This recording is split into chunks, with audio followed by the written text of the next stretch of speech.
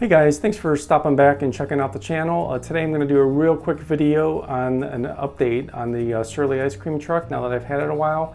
I got it on November 21st and I immediately did a first look video on it. If you haven't seen that video yet, definitely check it out because I do go over a lot of the features of the bike and key points of the bike, and I did that before I even rode it, so it's a good overview of what the bike is. But today, just want to talk about, after about 6 weeks of ownership and about 250 miles on the clock, how it's been performing and what I've been able to do with it.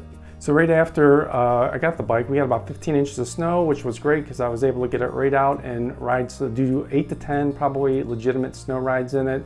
I'm going to be cutting in some footage so you can see the types of terrain and conditions I was actually riding it in, but it let me get it out right away and test it out in the snow. One of the key things about this bike over my 2014 SURLY Pugs is the tire size. My Pugs has 4-inch wide tires on it and has the Nate tires, which is the same tire front and back. This bike has 4.8-inch wide tires, which is a nice step up. And it has SURLY's latest tires. The Bud is in the front and the Lou is in the rear, and they actually have completely different tread. The tread on the Bud up front is designed to help you track in steering, especially in the snow. I found out it works great, keeping the bike straight when you're trying to go straight, and when you do turn, it actually does give you good bite. Even in softer, snowy conditions, it works really well and keeps the front from sliding out from under you as easily as it would normally. And in the rear is the Lou, and the Lou has a completely different tread pattern, and it is designed for grip, and it works amazing as well. Again, if you get the air pressure right, it bites in fantastic. Even in softer, what I call greasier type conditions, it's performed great.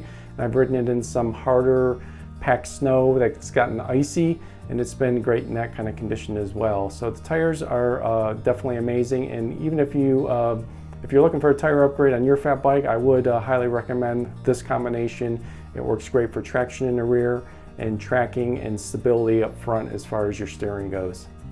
Most recently, it's dried out and cleared up a lot down here. I'm in the Front Range of Colorado, Front Range of the Rockies, and the snow's been gone for a while down here. So I've been still riding the bike, even though it's a fat bike. It's still great to ride in pretty much anything other than pavement. Pavement's about the only thing I don't really like riding them in. But I've been doing a lot of dirt road and gravel grinding with it, and it's great for that. Again, the wide tires, the air pressure set right, it actually soaks up all the vibration, and it's a really comfortable, fun ride. One thing I will say is the tires do, at speed, especially on harder packed dirt and or pavement, they do howl a lot, and when you hear that sound, that means you're wasting energy.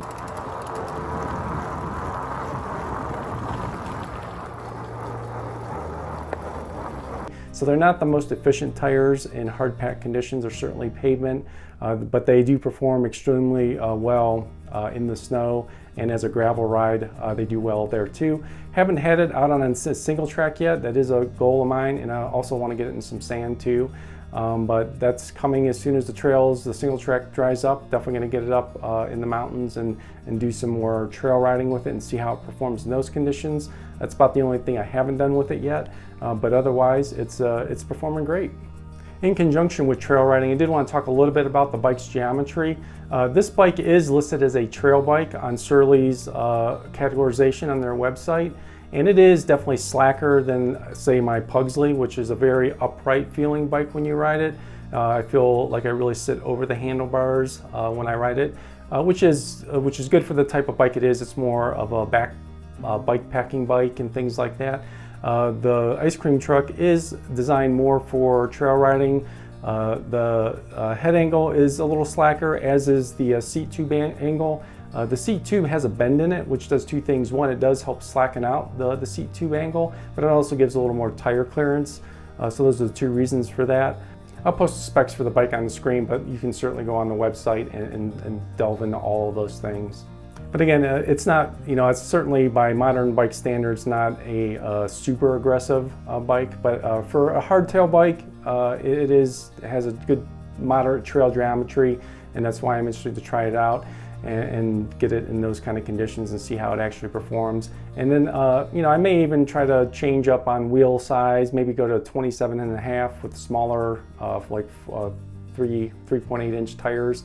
It might perform better as a trail bike with that kind of combo, but I'm going to try it as is first and see how it does before I make any changes to tires or wheel size or anything like that. But it can accommodate, it has the 26 inch wheels that it has. It can run 27.5 or even 29er wheels with, I think, 3-inch tires. So it does have a lot of versatility built into it, but I'm going to see what it can do stock and then go from there. Probably the next major thing I do want to talk about is the drivetrain. It has a Shimano SLX 1x12, and it's been great so far. It's been very positive in the shifting, very reliable, very smooth. Haven't really had any issues with it hanging up. And when you're fat biking in the snow, it's easy to have those types of things happen where you need to shift quickly to maintain traction, and it's done a great job doing that. And it is nice not having a front derailleur or having to shift in the front on this bike. I've had plenty of range thus far in all my snow riding and my gravel grinding. It has plenty of range.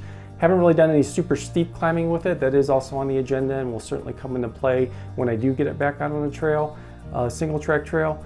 But it's had all the range I could ask of it at this point, and it's shifted great. One of the other benefits to the 1x setup is because it is more of a trail bike, it can accommodate a dropper seat post, which I do intend to add to it later this year. And not having the front shifter on the left side makes it a lot easier to have that dropper seat post switch right there. So it really cleans up and makes that easier, so I'm excited for that.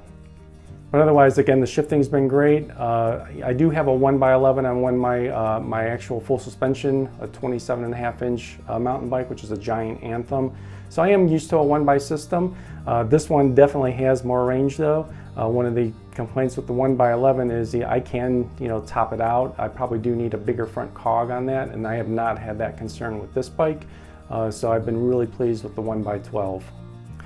Probably the last major component thing I'll touch on are just the brakes. It has the Tektro Gemini brakes. They are hydraulic. They are adequate, for a fat bike, especially since I have been gravel grinding it and actually carrying a lot of speed. They definitely do the job. They're adequate. Probably the only thing where, better brakes might be something I would look at down the road, especially if I was going to use it a lot for more aggressive trail riding and whatnot. But they've been good so far, no complaints. But probably the one thing that hasn't been a standout aspect of the bike has been the braking performance. And the brakes are definitely loud. Now, riding in the snow and when you're exposed to the wet, your brakes will always squeal and howl, and I've always had that issue on my Pugsley as well. But these definitely are pretty loud brakes as well. So not a big deal, but just something to take note of. Okay guys, and wrapping up, just wanted to say that the bike's been great. I've been really happy with it. I would highly recommend it to anyone looking at a fat bike right now. It's been fairly versatile. Still haven't tried out everything yet, and I will definitely do further updates when I get to try it on all those other areas. But I've been really happy with it. Still love riding it. It's comfortable to ride. The saddle has a WTB saddle on it. It's a good, solid, comfortable saddle. And the handlebars are nice and wide, which gives you a lot of control with the, considering it's a heavier front end.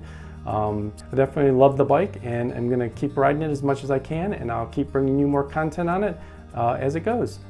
Okay guys, that wraps up this video. Lots more to come on the bike and much more in other areas as well. Follow me on Instagram at Elevation Every Weekend, and if you enjoy the content I've been bringing you and I'm going to bring you in the future, please subscribe down below. Click the red button and the red bell so you can get notified as soon as the video goes live. And like I said, leave any comments or questions below and I'll certainly get back to you as soon as I can. Thanks and have a great day.